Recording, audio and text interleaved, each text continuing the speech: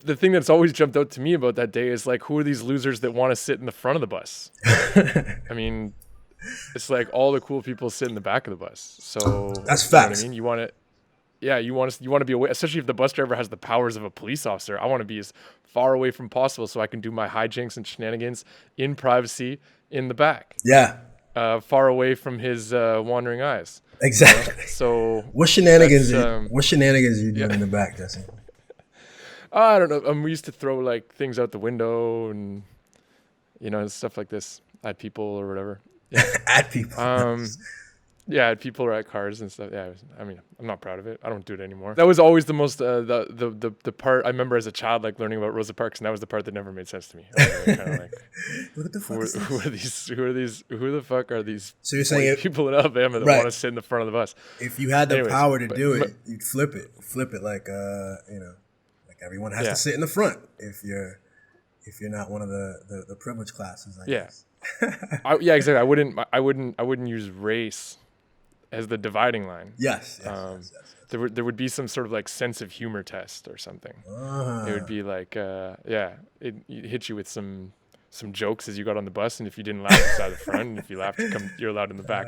It's got something along those lines. I played, I played college football, and I remember we would get food when we traveled. We would travel. Most of our trips were not all over the country. We weren't this massive school like that, so most of our trips were bus trips, but occasionally, maybe 2 or 3 times a year, we would do a plane trip, and it'd be a whole thing. You get a bus, and you felt really cool walking through the airport with your whatever.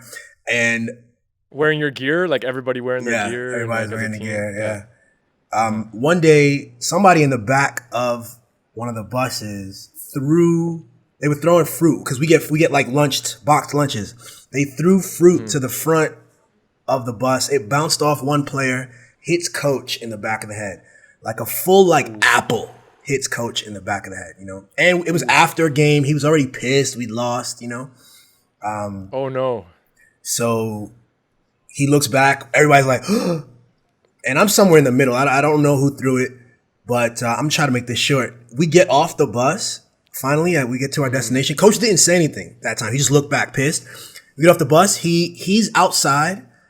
He asks every single player, "Did you throw the fruit?" This is his voice, by the way. "Did you throw the fruit?" You say no. You keep moving. "Did you throw the fruit?"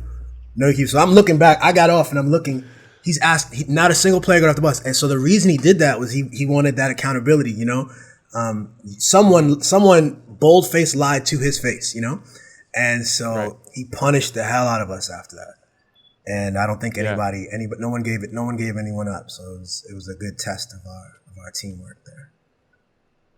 And that's my story. Oh, that's you wanted to see that. Okay. And that's my story. No, I don't know. I wish the people didn't throw the bus, but the shenanigans do come from the back. That's without a doubt, man.